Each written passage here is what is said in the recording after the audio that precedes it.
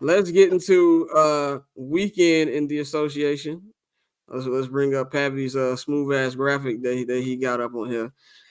Weekend association every Monday Weekend here on yeah, association. on HNB Media on I'm Not Gonna Hold You, where Pavy breaks down topics from this past weekend in the NBA, man. This first topic I want to go over. It was actually an idea that I not idea, but something I tweeted over the weekend. A lot of people agree with me, but Knicks fans did not agree with me. But it's something I see coming like a Mack truck that's coming down the fucking expressway. Uh, the 2023-2024 New York Knicks are the 2010-2011 Chicago Bulls. Exciting point guard, really good. Not granted, is Jalen Brunson better than Derrick Rose? Absolutely not. To go off that debate that y'all had on Hoops and Brews, which Thomas was tripping. He's not Derrick Rose by any stretch of the means. The team reminds me a lot of them. Really good player. I think Julius Randle was a slightly better version of Carlos Boozer. I think they've got a good group of You others. have They to play stop the well. random disrespect. How's the disrespect for Boozer? You gotta stop the random Is Julius disrespect. Randle not better than that nigga? He's a lot Is better than Julius Carlos Randle not Boozer. better than that nigga? A lot better? No, yes. I think Julius Randle's a lot better than Carlos Boozer. Then I don't know about a the lot. version of Carlos Boozer that the Bulls got. I don't know about a lot. But this is what I'm saying. So I would say Carlos Boozer, the Carlos Boozer of this team is Julius Randle. Got a real good team. They play good defense. They play hard, initiative team. The city loves them. Best New York Knicks team of the year. But I see where this is going. And I'm not even 100% sure they can make the conference finals like that Bulls team did. But there's one thing I remember about that Bulls run. The signs were there before they got to the conference finals. That series against the Pacers, way too goddamn long. That was the first sign. And they did what they needed to do against the Atlanta Hawks that year. But I see that same thing here, where I feel like unless they make a significant addition, and we'll get into that later in the show, what that addition could be, I don't think that they can actually do the things that Knicks fans are hoping them to do, and that's make it to the NBA Finals. Pavy, what do you think about my comparison? I'm with it. Yes, I'm with it. I think that even like if you look at Luol Deng, OG, I think it's very comparable. You have a wing who can score, but also it's probably more so there for his defense. Obviously, Randall, I think he's a lot better than Carlos Boozer, but he is their version of that for them. Brunson, again, D Rose is better than Brunson, but I can understand how, somebody might look at what Brunson is doing this season and say that I would not agree and say that it's somewhat comparable to what Rose did. Then you also have other really nice pieces, like you have Josh Hart, if I'm not mistaken. Was Keith Bogans or was Ronnie Brewer on that team? Shit, both of them, wasn't it? Both of them niggas was on that team. Both. They both on the team. Yeah. You got Hart, you got DiVincenzo. I really and then even like Harkenstein, Noah, whatever, Robinson. Like, yes, this team is this team screams tips. It's a team that's molded for a guy like him. I mean, even look at like the minutes Randall was playing. That's like peak tips. He playing like 38 minutes a night. He was doing the same thing with him that he was doing with Luol Deng. And for me, yes, I do think that there are other moves that could be made. I think if you can get Evan Fournier's contract off and maybe you can add a pick with that, maybe you can bring back in something else that can really help you. But for me, the main thing with the Knicks is honestly just health. Again, I can see that if the Knicks were healthy, I would like this team much more. I know Randall has the dislocated shoulder at the moment. I know he's going to be out for at least like a month or two. Hopefully he can come back and be ready. But again, the biggest thing for me is Mitchell Robinson. Like, I can think if Mitchell Robinson was there with also Harkenstein, that's a very formidable front line. You have 2 7-footers instead of just like 1 7-footer who you're playing basically at this point 40 minutes because you're not getting much out of Jericho Sims, and Precious isn't really a center. He's more of a 4. So for me, the biggest thing with this Knicks team is health. And again, the reason why I think that they can be a conference finals team is because I'm not that convinced about anybody else in the East. I mean, look at the Sixers. Embiid just went down. We don't even know if he's going to be back. And if he does come back, okay. The Bucks got their own set of problems. They ain't won since Doc didn't got there. The Celtics, it's just like, I like the Celtics, but the Celtics always do things to make me not believe in Boston. Like, there is no Heatles in this Eastern Conference that when I look at the Knicks team, I'm just like, oh, there's no possible way that they can beat this team. So that's why, like, whatever the Knicks did this year wouldn't shock me. Even if they, for some weird reason, made it to the NBA Finals, I wouldn't be floored. I would not put my money on them to do it, but I would not be floored if it happens, because when I look at the landscape of the rest of the Eastern Conference, I'm just not convinced by anybody that's there. This is my counterpoint to that. I would be shocked because I think obviously they're a better team than last year, obviously. But they had a hard time checking Jimmy Butler. I don't think defensively they're any different than they were last year. I think OG? Yes. Okay, OG is, I like OG. On Jimmy Butler, I don't think so. I really don't. Okay. I don't think he's not moving the needle on Jimmy Butler not being playoff Jimmy. I just don't see that. Yes, dude, the Celtics side of the question, me and you question the Celtics more than anybody out there, to the point that they call us Jason Tatum haters. I don't know what the fuck the Milwaukee Bucks are doing defensively. That the way they lost to the Jazz last night, they need they fucking ass beat. So yes, I have questions about them, but we all know in the NBA 7-game series, it's about superstars. I have zero questions about Jalen Brunson. I know you like Julius Randle. You have faith in him to back up Jalen Brunson for an entire 2 7-game series to get to the Eastern Conference Finals. If you can say he can do that, then yeah, I can see a world where they can beat, those two teams. I just don't see that happen on a consistent basis, because since he's been with the Knicks, he just doesn't have a good playoffs. Like it's just not who he is. And I don't think that's going to change. And you have teams where, the Bucks and the Celtics, they kind of like they need this shit to work, especially the Celtics in the 7-game series. I just don't see that happening. I don't think Jalen Brunson is going to take them over the top. So I'd be shocked they made this conference finals. I'll be stunned if they made the NBA finals. Again, you do have OG this year, who OG is still realistically granted, he's not incredible, but I think he spaces the floor better for what you need. Like, he's a much better shooter than what RJ is. He is a superstar in his role, and he still is 18 points. And for Randall, we have to remember, granted, he was out there on the court, but he did go get ankle surgery. If I'm not mistaken, it was ankle surgery immediately after the season. So he wasn't out there his healthiest last year. And then if we look at the second option on every other team in the East, do we forget what Jaylen Brown was doing last year? No, who you have more faith in, Jaylen Brown or Julius Randle? It's about the same. G, I ain't gonna hold you, bro. I don't know about that, dog. Bro. Honestly, bro, depending on the day, I ain't gonna hold you. But about the same. And then when I look at the Bucks, I mean, yes, granted, Giannis is Giannis. Giannis is gonna do whatever Giannis is gonna do. But then when it comes to like Dame, and then when it comes to CJ, like, I realistically, why can't Jalen Brunson outplay Dame? Why can't OG outplay Chris Middleton? Now the Giannis thing is interesting. Ooh, you're not gonna do what? Jalen Brunson's not outplaying Dame, bro. I think in today's day and age that can happen. If this was 2-3 years ago, I don't know, but I think right now in 2024 that can happen. So again, like I said, and real quick, I just think the natural progression of the Knicks at least is conference finals. Like you may first round, you got to the second round, it's at least conference finals. Finals maybe. Let me phrase this. Okay, conference finals wouldn't shock me depending on the seeding. If they can avoid Celtics, Bucks in the first round, yes, I can see conference finals. They can beat all them niggas under them. They can beat Philly. I think they could beat Philly even if Joel Embiid was playing. So I can see it. Finals is crazy to me. I know finals is insanity in my personal opinion. Dante, what do you think about do you think which side are you on as far as like the Brunson debate? Do they remind you of the 2010 to 2011 Chicago Bulls?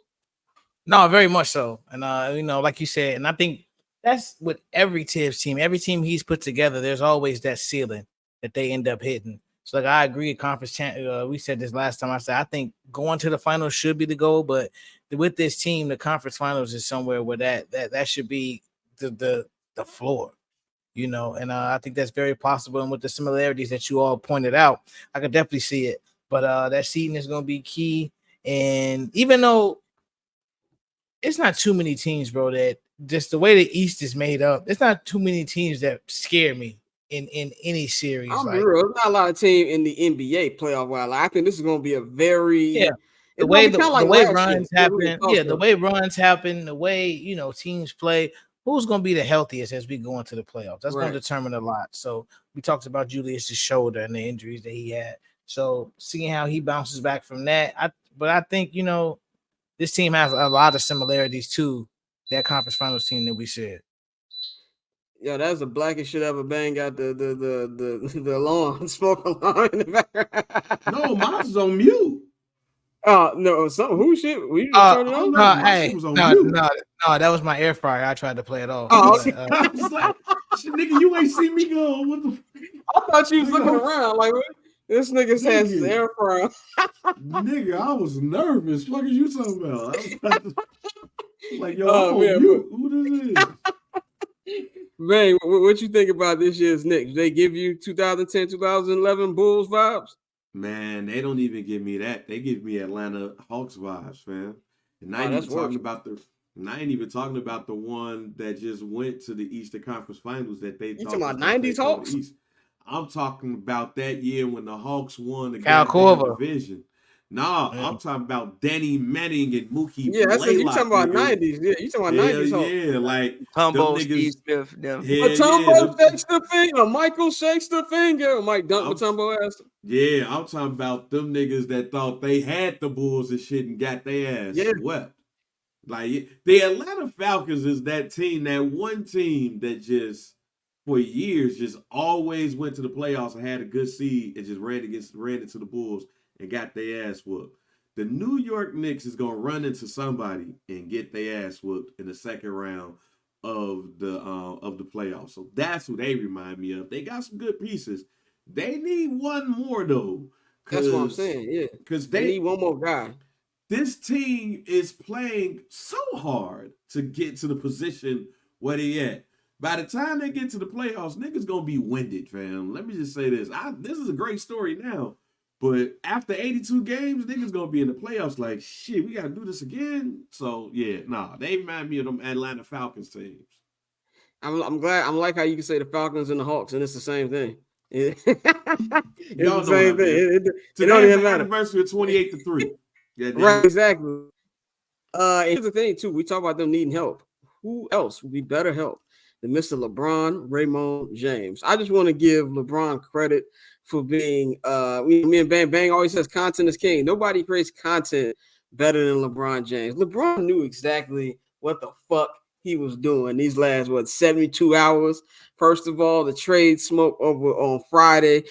Could he go? You got Rich Paul coming out. Oh, we are not expecting to get traded. As we all look at the words that they're saying, not that we don't want to get traded, not that I don't think that it's not going to happen. We're not expecting. Then he sits out that game against the Celtics. They beat the Celtics, which the Celtics need their ass beat for that shit. And then this weekend, big Saturday game at the Garden. LeBron's like, is he gonna play? Is he gonna not play? Then we see the quotes that came out in the pregame. Or I always thought about playing in the Knicks in New York. I love the Garden. It's my favorite place to play. Then a little YouTube video, not YouTube, but Instagram video the NBA posted of him walking up the ramp into Madison Square Garden. He's got the Knicks colored LeBrons on. He said, Mr. James is in the Garden. And things like that. And then the ultimate troll, doing the post-game interview with the Knick towel on. I will say this. First of all, I do not want, if y'all thought Laker fans and LeBron James was a match made in hell, you have seen nothing from New Yorkers if LeBron James goes to play in Madison Square Garden. We won't hear the fucking end of it. So as somebody who I got a lot of New York homies, I don't want to see them happy with their sports teams. I don't want it to happen. But from LeBron James' perspective, LeBron's never gonna go 6 for 6 for Mike, but he can have the legacy of, nigga, I am the system. I went everywhere and won the championship. I brought a championship to bum ass Cleveland. I won 2 titles in Miami. I brought the Lakers back to prominence and won them a championship. And now I'm going to do something that never been done and have the Knicks win a championship at 40 years old, nigga. He has a player option. I'm not saying that it will happen because I really think he loves Los Angeles and loves the Lakers, but he's flirting with it hard. And if there's anything we've known about LeBron, at least from the last 14 years since he's been Mr. Move Around, he don't do this stuff just to do this stuff. I feel like it's a personal, telling Jenny Buss and Rob Pelinka, nigga, don't take me for granted because I will opt out and go somewhere else. And if you're the Knicks, I know there's Knicks fans out there say they don't want that. You're full of fucking shit. That would be a perfect fit to me, in my personal opinion. And we just talked about how non-convincing the East is. I wouldn't trade for LeBron. Let's get that very clear. I wouldn't trade shit for him. But if he opts out and you want to bring in a free agent, I'm down for it. Pav, what do you feel about LeBron's intentional trolling? And do you think that him going to the Knicks is an actual realistic thing that can happen? I'm over trying to figure out what LeBron gonna do to keep it G with you. Like, I don't know. For actual basketball reasons, it wouldn't be the worst thing in the world. I mean, if you just look at it lineup wise, like you could slide OG to the 3. Well, not the 3, the 2. You could keep Bron at the 3, and you have Randall. I mean, Bron's been, I think, spot up shooting. He's actually been about 40% this season, I think, on like spot up threes. He's also played with ball dominant guards before. So like, him and Brunson, I think they could figure it out. And that he wouldn't take too much away from Brunson. I think that the I don't think you would have seen this Jalen Brunson if he would have stayed with Dallas. But obviously, I think, Bron's played with Kyrie. So I think he knows how to get out of a guard's way. You still have OG there. You still have Randall. If it's next season, you have Mitchell Robinson, even if it's this season, whatever. So for basketball reasons, it's not necessarily the worst thing in the world. I'm just kind of annoyed with the whole LeBron James and trade deadline and Lakers and everything else. It's just like, I don't really know, bro. I don't know. Like, I honestly have no idea. I don't. You tired of the it's of just the like, whole bro. thing Like, it's just like, bro. Like, I guess, bro. If you want to go to New York, G, cool, bro. I'm gonna watch it, bro. Like, really at this point, I'm gonna cut the TV on. I'm gonna watch it. It'll be a great story. Yes, if you would do something where you went in Miami, you went in New York, and you went in LA, that's a resume that nobody has had and nobody might ever put up again. But at the same time, it's just at like 40. You got it, bro. At 40. And 40. again, like, if you're smart, you played it. I don't know what the Knicks cap space situation looks like after this season, but if you're smart, you just play this season out. And I mean, LeBron taking less might be kind of like weird as far as like just labor wise, and it might set a weird precedent. But if you want to go there, take like a contract, like like less money, find a way to get you like $10-15 million and join that team that's already put together. And if you could be the thing that helps them get over the hump, cool. Or again, the Knicks do have some contracts at the end of that bench that they could, but they have the Evan Fournier deal, who he's getting paid $20 million. You do have like a pick. Maybe you could do Fournier a package or something to the Lakers. The Lakers wouldn't get nothing back, but I mean, you will get a pick. So you can at least like revamp your whatever you're trying to do. So again, basketball reasons, it's not the worst thing in the world. You could make it make sense, but I'm just kind of like, whatever, bro, you got it. Bang, does LeBron Knicks move the needle for you, or is he just being a troll per usual? You were on mute again, brother. No, I'm not. You weren't saying that. All right. Yeah, I wasn't saying nothing because I just had to take a deep breath because unfortunately it does move the needle because it's New York. To have the best player or one of the best players, because currently that man is 39 going on 40 and he's still one of the best players in the NBA. And some people could argue that man top 5 and he going on 40 years old.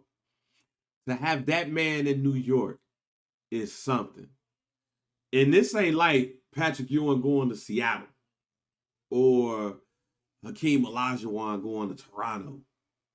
This is somebody who's still out here getting it, going to the Knicks. It does unfortunately move the needle for me. I don't want to deal with this shit though, but unfortunately, we have this situation where we have LeBron James, who is trying to win a championship, and in trying to win a championship, he's trying to go in the best team he can, but he can't go to Milwaukee, he can't go to Philly, he can't go to Boston, he can't go to none of these teams. So you start to look at those second-tier teams, and just so happens that the team in the number one market in the United States could use a player like LeBron James in the Mecca. So it does unfortunately move the needle. Dante, what you think about Bronny in the Mecca? At this point, we've consistently said he's chasing ghosts, which he is. So I'll say this. There are only 2 cities LeBron James can go play in where he could actually do some shit that make people say, "Oh shit." One is New York, and the other one is Chicago. Other than that, that's it. The other one's not gonna happen. Yeah, we know. I'm just saying that's just literally the only two. Like, I'm still laughing, because Jordan, they bring him in and have him take a picture with the Bron with the Mike statue. Yeah, like just coming to Chicago, winning the ring at 40 in my crib, that would be different. But no, I think you said the Knicks, it absolutely moves his needle. His legacy, you know, winning everywhere he's been, that's something that no one else can say that they've done. And if you can do that with 4 franchises, that's just something that's, you know, already you're gonna hold every other record. You feel me? For the most part. And so for you to, if you were able to do that, that would put him on a different plateau. So it definitely moves the needle. You talk about the Bulls, so I'm going to hand this off to Pav here, man. Zach LaVine will be undergoing season-ending foot surgery. Just a question to you.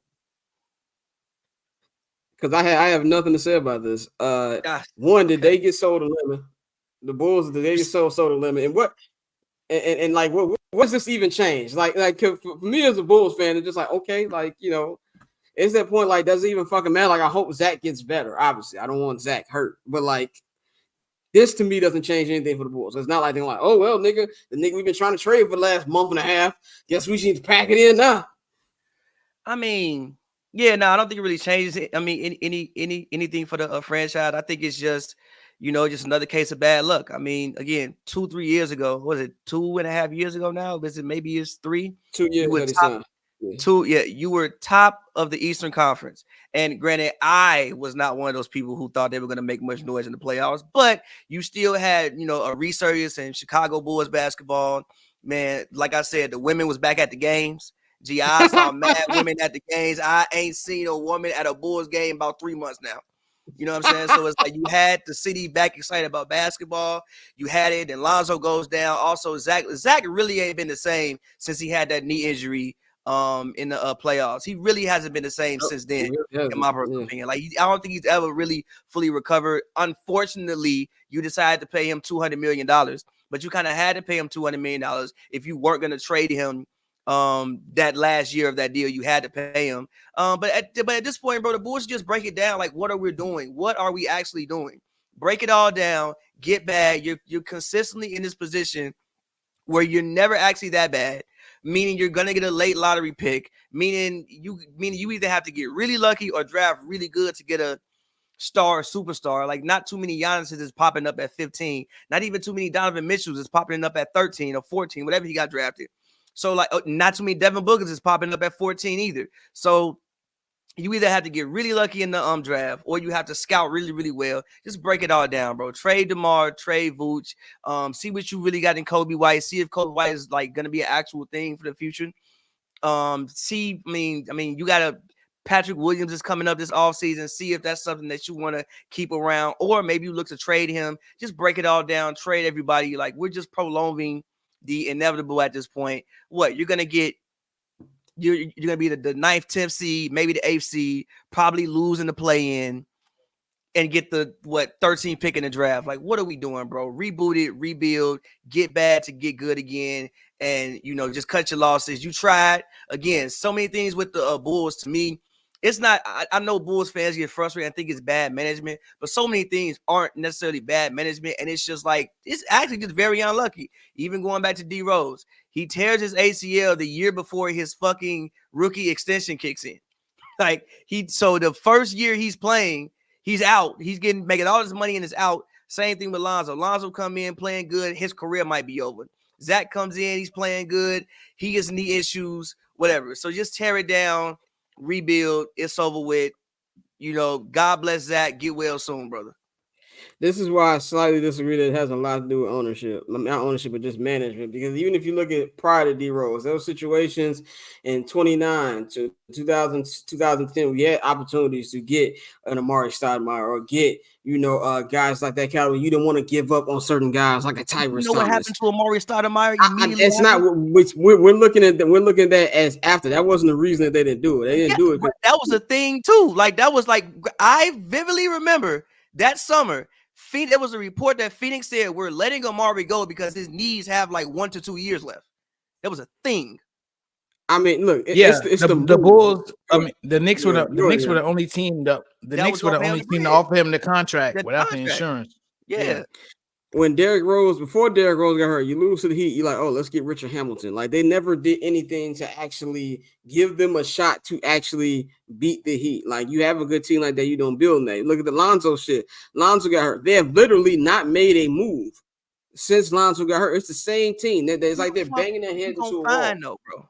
Like I'm not the general manager, nigga. That's not my job. No, listen. Like even if you go back to the Richard Hamilton thing. The way we looked at Richard Hamilton in a Bulls uniform wasn't the way he was looked at exactly when he was coming over from in Detroit. 2012, yes, it was.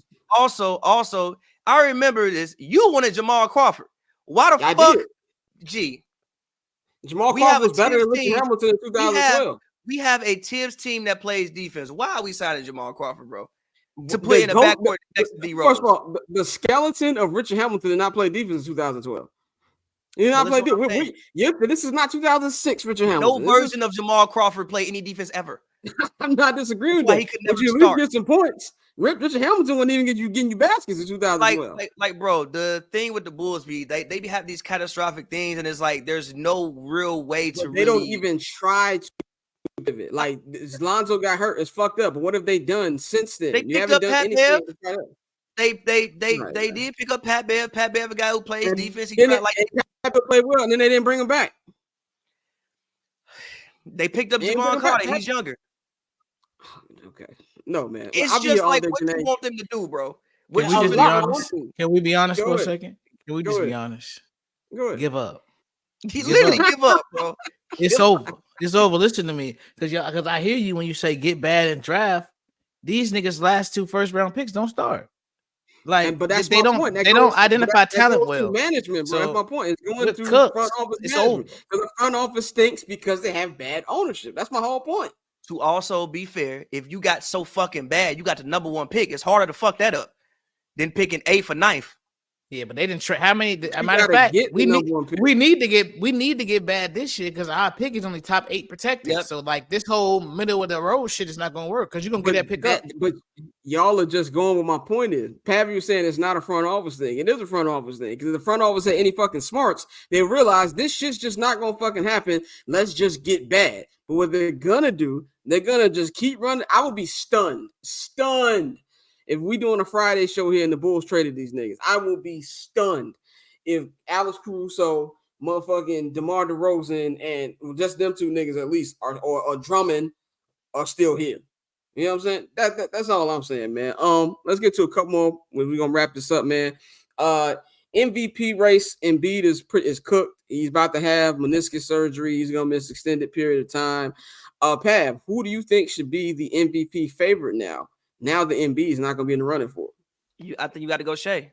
I think you got to go Shea just because of one. I mean, number 1, the man's averaging 30. I think he's leading the league in steals still.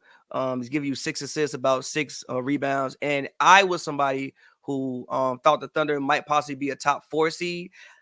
I didn't see them being number 1 in the Western Conference, though. And when you look at who Shea's playing with, granted, Chet's having a good rookie year. Jalen Williams has gotten a lot better. A lot of progression in his sophomore season, but he's not playing with he's not playing on paper with the level of talent that, let's say, Anthony Edwards is playing with, or that a Jason Tatum is playing with, or that a Giannis is playing with, or that a Kawhi is playing with, or that a Jokic is playing with. So to me, when you just look at what Shea is doing with this basketball team, I think it has to be Shea. Especially if they keep winning games, as long as they don't slip down and fall too much. I think it has to be Shea. I think that's the really like the only other place that you can go with it, in my personal opinion, was to be to give it to Shea Gilgeous. Since Embiid seems like he's kind of out of the picture now. So for me, it's Shea. Is this? I'm gonna throw a name out there. I want your opinion about who ain't nobody talking about, and I feel like needs to be talking about. Kawhi Leonard should be in this MVP race. He should be in the MVP race. The problem with Kawhi is he has so much talent on his team, and his numbers aren't his surface numbers aren't as gaudy as some other people. Like his surface. I'm not saying he should win, but he should be in the race. I think he should be like 5th. He should maybe finish 5th or 6th in votes. but it's just that his numbers aren't gaudy enough to warrant. For instance, like more people might even vote for Ant over like Kawhi. Here's a better question. Then give me your top 4 without Embiid. Who's your top 4 MVP candidates right now? Because you just said Shea. Who are the other 3? Shea. Agree. I think you got to go Tatum just because fucking they number 1. I think you got to go Giannis. You got to go Jokic. And then the last spot is tricky. There's a person who I think should be. He's not gonna get any of these fucking votes, but I'm gonna say it. Rudy Gobert. He's not gonna get any of these votes. This but nigga Pavy loves Rudy Gobert for whatever fucking reason. No. Here's why. The Minnesota Timberwolves are second in the conference. They're not second because of offense. Their offense is very middle of the road. It's like the 15th offense in the league. They're number 1 in defense. Rudy Gobert is probably going to win Defensive Player of the year this year. Defense is the biggest reason as to why they are winning games. So if defense is the biggest reason as to why you are winning basketball games, and you are the best defensive player, and your team is number 1, number 2 in the conference, have been there all year, I think you deserve some respect and some recognition for that. So if I had to give my 5th spot, I would go Rudy or I would go Kawhi Leonard for those. I would actually tie those 2 at 5. No Jalen Brunson love? No vote. I fuck with Brunson. No okay. To be fair, if they keep winning games, yes. If they keep winning games and they can finish the season about like second, third, fair. I would have no problem with that. Final question is kind of like a 2-parter for you, man. 1, what are your expectations for the trade deadline in about 48 hours? Well, not 40, about 72 hours. And number 2, should that shameless Maywood nigga Doc Rivers sit out at All-Star game? Yeah, man, Doc. I don't know what he gonna do, but Doc, you gotta do something for Adrian Griffin, bro. You still ain't won. Like they ain't won a game with you. You have they won. No, they won 1 game. They won one game. Yeah. Okay. Yeah. You have done your record about 1-3. You need to do something for Adrian Griffin just out of respect, because Adrian Griffin was the one. You know, he did have the record. He did win those games. So even if he does, I mean, he probably can't say I'm going to sit out the game, but he does need to do something for Adrian Griffin. I think you get paid if you win or something like that. Like, get the money to Adrian Griffin, or like, I think you get like an All-Star game ring. He needs to do something for Adrian Griffin, or maybe if he can invite him to be on the staff or something like that. I don't know, but Adrian Griffin deserves some level of respect, because he was the one who coached them to that record, no matter how the players may feel about him. And no matter how we may feel about Adrian Griffin, he did coach that team to that record. As far as the trade deadline goes, I think the Thunder, if they're serious about winning basketball games, serious about making actual playoff noise, can maybe stand and make a move. I think maybe you need to get maybe a actual backup center, or maybe you get a bigger wing. But I think the Thunder are also in a position where it's like, you kind of want to be careful when you kind of don't want to mess with the chemistry of this group, because you do have a very young group that seems to like each other and bond very well. So it's like, you do maybe think that, well, you know, we got time with this thing. We can just let this thing grow. But if you're serious about actual playoff success this season, I think you maybe go out there and, like I said, get like a backup center. I think maybe you go out there and get like a backup center where you go out there and you get maybe a bigger wing. And I only say a bigger wing because I love Lou Dort. But like, even I was at the game with the Clippers Thunder, and it's like PG was just shooting over Lou Dort. Lou Dort was trying his best, but PG 6'9", 6'10", just shooting over the man. So I think you get a bigger wing to pair with Lou Dort at times to help defend. Again, I think the Knicks, as we discussed, Evan Fournier's contract is something that he's getting paid $18 million. Meaning you can at least get you a good role player or two to fill in there and feel what you got going on. I think the Hawks probably need to break it down. If I'm Trae Young, I probably think about putting in a trade request, honestly. Because at this point, I don't know how it gets better in Atlanta for him. I mean, the man's even averaging 27 and 10, and he can't even get an all-star look. And he averaging 27 and 10.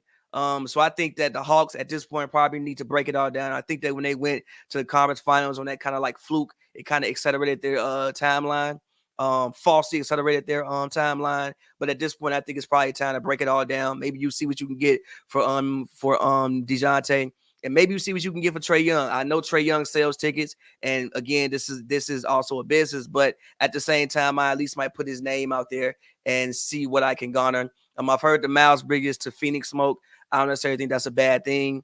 And I'm very interested to see where I'm interested to see where the pieces Portland has ends up. Like I'm interested to see where Malcolm Brogdon ends up. If I'm the Blazers, I try to get Jeremy Grant out of there. If I'm the Blazers, everybody besides Scoot and Anthony Simons, if you call and you got something that you can offer me, you can have them. And again, like I said, the Bulls break it all down, and the Clippers. I'm not saying you do make a move, but I do think you have some pieces at the end of the, again, I love their rotation. I love what they have going on, but I do think you have some pieces at the end of the bench that maybe if somebody wants them, a Bones Highland, a PJ Tucker who's not playing, but maybe he's just there for like the vibes, but like a Bones Highland, maybe you can get him out of there and bring in somebody that you feel like you may be more prone to use. So if I had to like pick things, those are the kind of things I'm watching at the trade deadline. Obviously, the Lakers will try to do some bullshit trades to act like they're trying to win basketball games, but it's not gonna happen. And the Nuggets as well. I think the Nuggets could stand to add one more piece back to their bench. I think the Nuggets could stand to add one more piece back to their bench. I like Peyton Watson. I like the improvement of some of their guys, but I think if you can get another veteran in there to come in there off the bench, I think that would be very helpful for them. That paper on display, haters old news, money on the other line, so I'm not gonna hold you. Money on the other line, so I'm not gonna